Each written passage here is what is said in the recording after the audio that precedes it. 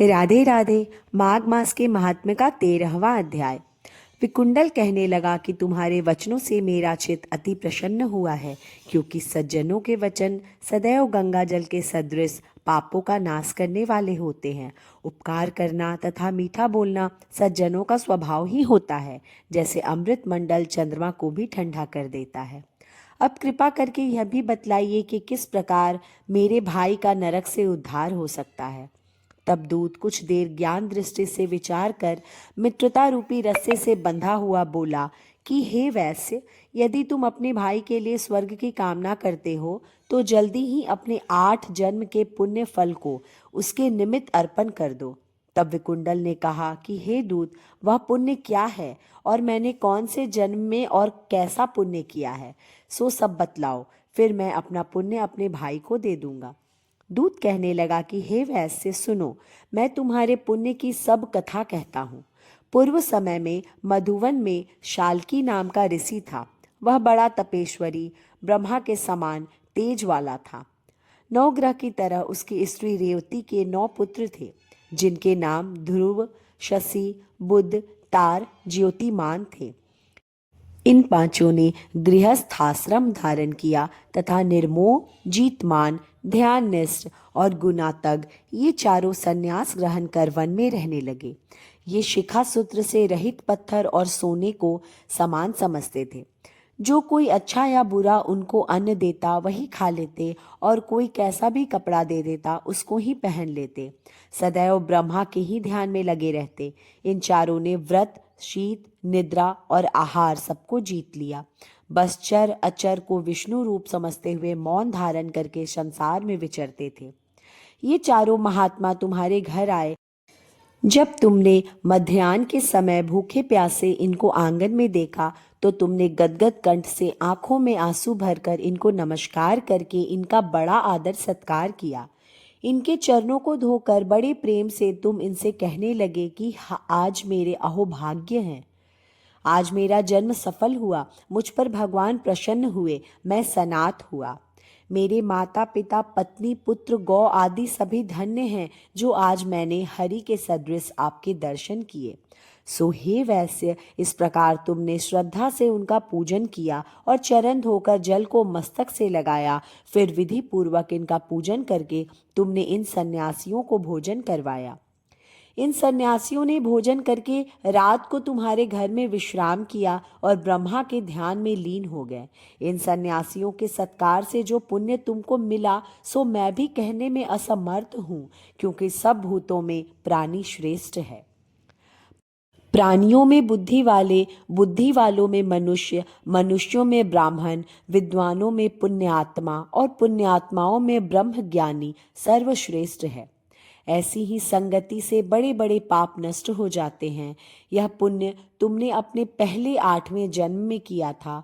सो यदि तुम अपने भाई को नरक से मुक्त कराना चाहते हो तो यह पुण्य दे दो। सो दूत के ऐसे वाक्य सुनकर उसने प्रसन्न चित्र से अपने पुण्य अपने भाई कुंडल को दे दिया, और वह नरक से मुक्त हो गया और दोनों भाई देवताओं से पूजित किए गए। तब दूत अपने स्थान को चला गया। इस प्रकार वैश्य के पुत्र विकुंडल ने अपना पुण्य देकर अपने भाई को नरक की यातना से छुड़वाया। सो हे राजन, जो कोई इस इतिहास को पढ़ता है, सुनता है और दूसरों को सुनाता है, वह 1000 गोदान का फल प्राप्त करता है। इस प्रकार माघ मास के महात्म्य का 13वां अध्याय समाप्त हुआ। माघ मास के महात्म्य का 14वां अध्याय। कार्त्यवीर जी बोले कि हे विप्रश्रेष्ठ, किस प्रकार एक वैश्य माघ स्नान के पापों से मुक्त होकर दूसरे के साथ स्वर्ग को गया, सो मुझसे कहिए।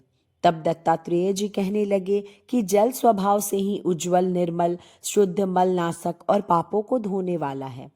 जल सब प्रकार के प्राणियों का पोषण करने वाला है, ऐसा वेदों ने कहा है। मकर के सूर्य माघ मास में गौ के पैर डूबने योग्य जल से भी स्नान करने से मनुष्य स्वर्ग को प्राप्त होता है। यदि सारा मास स्नान करके अशक्त हो तो 3 दिन ही स्नान करने से पापों का नाश होता है। जो व्यक्ति थोड़ा ही दान करे वह भी धनी और दीर्घायु होता है। 5 दिन स्नान करने से चंद्रमा के सदृश शोभायमान होता है। इसलिए अपना शुभ चाहने वालों को माघ से बाहर स्नान करना चाहिए। अब माघ में स्नान करने वालों के लिए नियम कहता हूँ।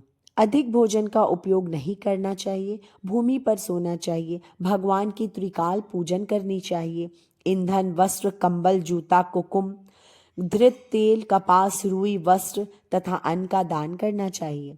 दूसरे की अग्नि न तपे, ब्राह्मणों को भोजन कराएं और उनको दक्षिणा दें तथा एकादशी के नियम से माघ स्नान का उद्यापन करें। भगवान से प्रार्थना करें कि हे देव, इस स्नान का मुझको यथोक्त फल दीजिए। मौन रहकर मंत्र का उच्चारण करें, फिर भगवान का स्मरण करें। जो मनुष्य श्री गंगा जी में माघ में स्नान करते हैं वे 4000 युग तक स्वर्ग से नहीं गिरते।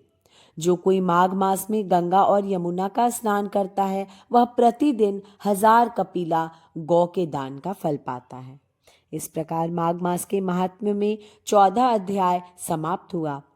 माघ मास के महात्म्य का 15वां अध्याय। दत्तात्रेय जी कहने लगे कि हे राजन, प्रजापति ने पापों के नाश के लिए प्रयाग तीर्थ की रचना की। सफेद और काली यानी कि गंगा जी और यमुना जी के जल की धारा के स्नान का महात्म्य भली प्रकार सुनाओ। जो इस संगम में माघ मास में स्नान करता है वह गर्भ योनि में नहीं आता। भगवान विष्णु की दुर्गम माया माघ में प्रयाग तीर्थ सब नष्ट कर देती है। माघ मास में प्रयाग में स्नान करने से मनुष्य अच्छे भोगों को भोगकर ब्रह्मा को प्राप्त होता है। माघ मास तथा मकर के सूर्य में जो प्रयाग स्नान करता है उनके पुण्यों की गिनती चित्रगुप्त भी नहीं कर सकता। 100 वर्ष तक निराहार रहकर जो पुण्य प्राप्त होता है वही फल माघ मास में 3 दिन प्रयाग में स्नान करने से होता है। जो फल 100 वर्ष तक योगाभ्यास करने से मिलता है। जैसे सर्प पुरानी केचुली को छोड़कर नया रूप ग्रहण कर लेता है, वैसे ही माघ मास में स्नान करने से मनुष्य पापों को छोड़कर स्वर्ग को प्राप्त होता है। परंतु गंगा यमुना के संगम में स्नान करने से हजारों गुना फल मिलता है। हे राजन, जिसको अमृत कहते हैं वह त्रिवेणी ही है। ब्रह्मा, शिव, रुद्र, आदित्य, मरुतगण, गंधर्व, लोकपाल, यक्ष, किन्नर, अणिमादि गुणों से सिद्ध तत्वज्ञानी ब्रह्माणी, पार्वती, लक्ष्मी, शची, नैना, दिति, अदिति, संपूर्ण देव पत्नियां तथा नागों की स्त्रियां धृतांशी, मेनका, उर्वशी, रंभा, तिलोत्तमा, अप्सरागण और सब पीतर मनुष्यगण, कलयुग में गुप्त और सतयुगादि में प्रत्यक्ष सब देवता माघ मास में स्नान करने के लिए आते हैं। इन दिनों माघ मास में प्रयाग में स्नान करने से जो फल मिलता है वह ईश्वर ही कह सकता है। मनुष्य में कहने की शक्ति नहीं है। हजारों अश्वमेघ यज्ञ करने से भी यह फल प्राप्त नहीं होता। पूर्व समय में कांचन मालिनी ने इस स्नान का फल राक्षस को दिया था और इससे वह पापी मुक्त हो गया था। इस प्रकार माघ मास के महात्म्य का 15वां अध्याय समाप्त हुआ। माघ मास के महात्म्य का 16वां अध्याय। कार्तवीर कहने लगा कि हे भगवान, वह राक्षस कौन था और कंचन मालिनी कौन थी? उसने अपना धर्म कैसे दिया और उनका साथ कैसे हुआ? हे ऋषि, अत्रि ऋषि के संतानों के सूर्य, यह कथा सुनाकर मेरा कौतूहल दूर कीजिए। तथा दत्तात्रेय जी कहने लगे कि राजन, इस पुरातन विचित्र इतिहास को सुनो। कांचन मालिनी नाम की एक सुंदर अप्सरा थी जो माघ मास में प्रयाग में स्नान करके कैलाश पर जा रही थी। तब उसको मार्ग में जाते हुए हिमालय के कुंज से एक घीर राक्षस ने देखा। उस सोने जैसी तेज वाली, सुंदर कटी वाली, बड़े बड़े नेत्रों वाली, चंद्रमुखी, सुंदर केस और पीन पायोधर वाली सुंदर अप्सरा को देखकर उस राक्षस ने कहा, हे सुंदरी, कमल नयनी, तुम कौन हो और यहाँ कहाँ से आ रही हो? तुम्हारे वस्त्र और वेणी भीगी हुई क्यों है? तुम आकाश मार्ग से कहाँ जाती हो और किस पुण्य के प्रताप से तुम्हारा शरीर ऐसा तेजस्वी और रूप ऐसा मनोहर है? तुम्हारे गीले वस्त्र से मेरे मस्तक पर गिरे हुए एक बूंद जल से मेरे क्रूर मन को एकदम शांति प्राप्त हुई। इसका क्या कारण है? तुम बड़ी शीलवती प्रतीत होती हो, इसका कारण मुझसे कहिए। अप्सरा ने कहा कि हे राक्षस, सुनो, मैं काम रूपिणी अप्सरा हूँ। मैं प्रयाग में संगम स्नान करने आ रही हूँ। इसी से मेरे वस्त्र भीगे हैं। अब कैलाश पर जा रही हूँ, जहाँ पर श्री ऋषियु निवास करते हैं। त्रिवेणी के जल से मेरी सब क्रूरता दूर हो गई, जिसके पुण्य के प्रभाव से मैं इतनी सुंदर और पार्वती जी की प्रिय सखी हुई। जो आश्चर्य देने वाला उदाहरण मुझसे ब्रह्मा जी ने कहा था, सो सुनो। मैं कलिंग देश के राजा की वैश्या थी। रूप, लावण्य और सुंदरता से अपूर्व थी। मेरी सुंदरता पर सारा नगर मोहित था और मैंने अनेकों प्रकार के भोग भोगे। अनेक प्रकार के वस्त्र और आभूषणों की घर में कोई कमी नहीं थी। कई कामी पुरुष आपस में स्पर्धा ही से मृत्यु को प्राप्त हो गए। इस तरह उस नगर में बड़ी सुंदरता से यौवन व्यतीत हुआ और मैं वृद्धावस्था को प्राप्त हो गई। तब मेरे मन में विचार उत्पन्न हुआ कि मैंने अपनी सारी आयु में पापों में ही व्यतीत कर दी। धर्म का कोई कार्य, दान, तप, यज्ञ आदि नहीं किया। शिव या दुर्गा जी की आराधना नहीं की, न कभी भगवान विष्णु का पूजन किया। इस प्रकार अशांत चित्त से मैंने एक ब्राह्मण की शरण ली, जो वेदों का ज्ञाता और ब्रह्मनिष्ठ था। मैंने उनसे पूछा कि मेरा उद्धार किस प्रकार हो सकता है। महाराज, साधु सज्जन, अच्छे और बुरे सभी पर दया करते हैं, इसलिए मुझ दीन पर भी कृपा करके मुझ कीचड़ में डूबी हुई को पकड़कर उबारिए। क्षीर सागर क्या हंस को ही दूध देता है, बत्तख को नहीं देता? तब वह ब्राह्मण, राजा का पुरोहित, इन सब बातों को सुनकर मुझ पर दया करने लगा और कहने लगा कि तू ब्रह्मा के क्षेत्र प्रयाग में जाकर माघ मास में त्रिवेणी संगम में स्नान कर, परंतु मन में अशुभ क्रिया का विचार नहीं करना। पापों के नाश के लिए महर्षियों ने तीर्थ स्थान से अधिक और कोई प्रायश्चित नहीं बतलाया। प्रयाग में स्नान करने से तू अवश्य पवित्र होकर स्वर्ग को जाएगी।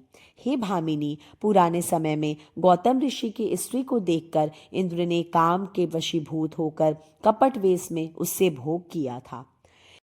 इसलिए ऋषि द्वारा श्राप दिया गया और उसका शरीर अत्यंत लज्जा युक्त हजारों भागों वाला हो गया। तब इंद्र नीचे मुंह करके अपने पाप कर्म की बुराई कराने लगा। मेरू पर्वत के शिखर पर स्वच्छ जल वाले सरोवर पर एक स्वर्ण कमल से भरे हुए कोटर में घुस गया और अपने पाप को धिक्कारता हुआ कामदेव की बुराई करने लगा कि यह सब पापों का मूल है। इसके ही वशीभूत होकर मनुष्य नरक में जाते हैं और धर्म, कीर्ति, यश और धैर्य का नाश करते हैं। इंद्र सोच रहा था कि इंद्र के बिना सारा देवलोक शोभाहीन हो गया। तब देवता, गंधर्व, किन्नर, लोकपाल, इंद्राणी के सहित बृहस्पति जी से जाकर पूछने लगे कि महाराज, इंद्र के न रहने से स्वर्ग ऐसा शोभाहीन हो गया है जैसे सतपुत्र के बिना श्रेष्ठ कुल। इसलिए स्वर्ग की शोभा के लिए कोई क्रिया सोचिए। इस विषय में देर नहीं लगानी चाहिए। तब बृहस्पति जी कहने लगे कि इंद्र ने बिना सोचे विचारे जो कर्म किया है उसका फल भोग रहा है, सो वह कहाँ है, मैं यह सब जानता हूँ। फिर गुरु जी ने सबको साथ लेकर स्वर्ण कमलों से युक्त बड़े सरोवर में इंद्र को देखा, जिसका मुख मलिन और आंखें बंद थी। तब इंद्र ने बृहस्पति जी के चरणों को पकड़कर कहा कि इस पाप से उद्धार करके आप मेरी रक्षा करिए। तब बृहस्पति जी ने इंद्र से कहा कि प्रयाग में स्नान करने से ही तुम पाप मुक्त हो जाओगे। तब इंद्र सहित सबने ही प्रयाग में जाकर संगम में स्नान किया और त्रिवेणी स्नान से इंद्र पाप मुक्त हो गए। तब बृहस्पति जी ने इंद्र को वरदान दिया कि तुम्हारे शरीर में जितने भग हैं सब नेत्र हो जाएं।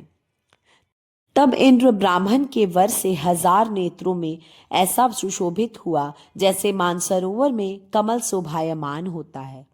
इस प्रकार माघ मास के महात्म्य का 16वां अध्याय समाप्त हुआ। माघ मास के महात्म्य का 17वां अध्याय। अप्सरा कहने लगी कि हे राक्षस, वह ब्राह्मण कहने लगा कि इंद्र इस प्रकार अपनी अमरावती पूरी को हो गया, सो हे कल्याणी, तुम भी देवताओं से सेवा किए जाने वाले प्रयाग के माघ मास में स्नान करने से निष्पाप होकर स्वर्ग में जाओगी। सो मैंने उस ब्राह्मण के यह वचन सुनकर उसके पैरों को पकड़कर प्रणाम किया और घर में आकर सब भाई बांधव, नौकर चाकर, धन आदि त्याग कर शरीर को नष्ट होने वाली वस्तु समझकर घर से निकली और माघ में गंगा यमुना के संगम पर जाकर स्नान किया। सो हे निशाचर, 3 दिन के स्नान से मेरे सब पाप नष्ट हो गए और 27 दिन के पुण्य से मैं देवता हो गई और पार्वती जी की सखी होकर सुख से निवास करती हूँ।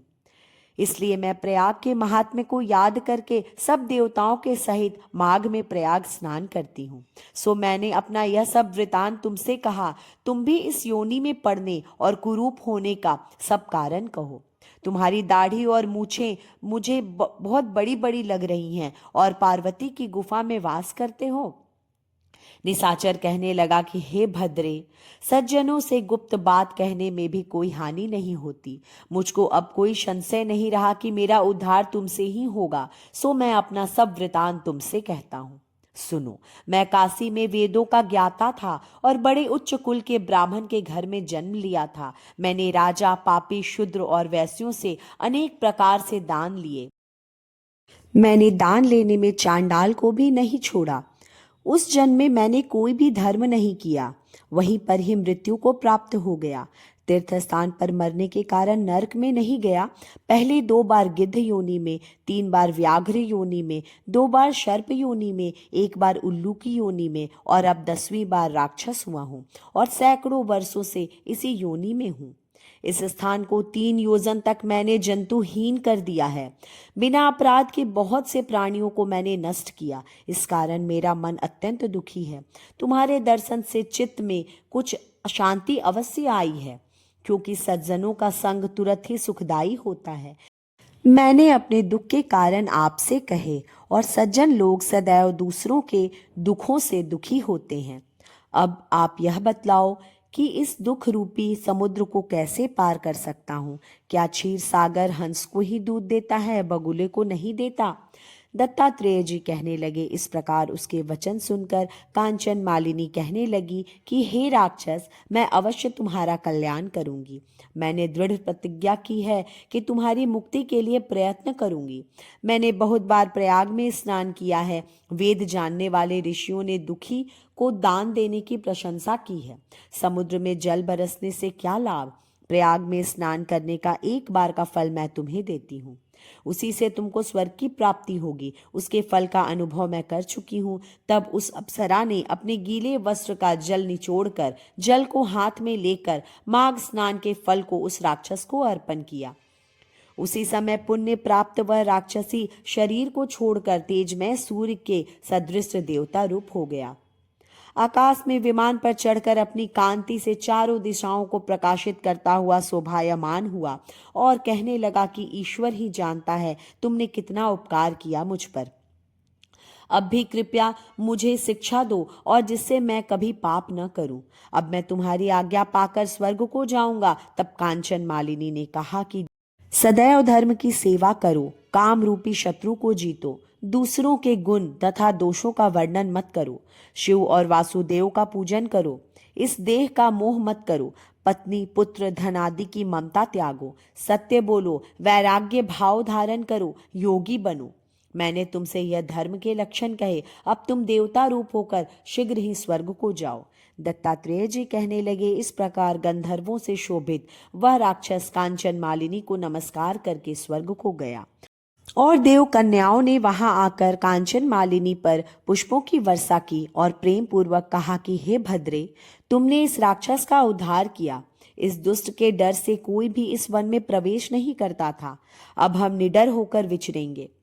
इस प्रकार कांचन मालिनी उस राक्षस का उद्धार करके प्रेम पूर्वक देव कन्याओं से क्रीड़ा करते हुए शिवलोक को गई। इस प्रकार माघ मास के महात्म्य का 17वां अध्याय समाप्त हुआ।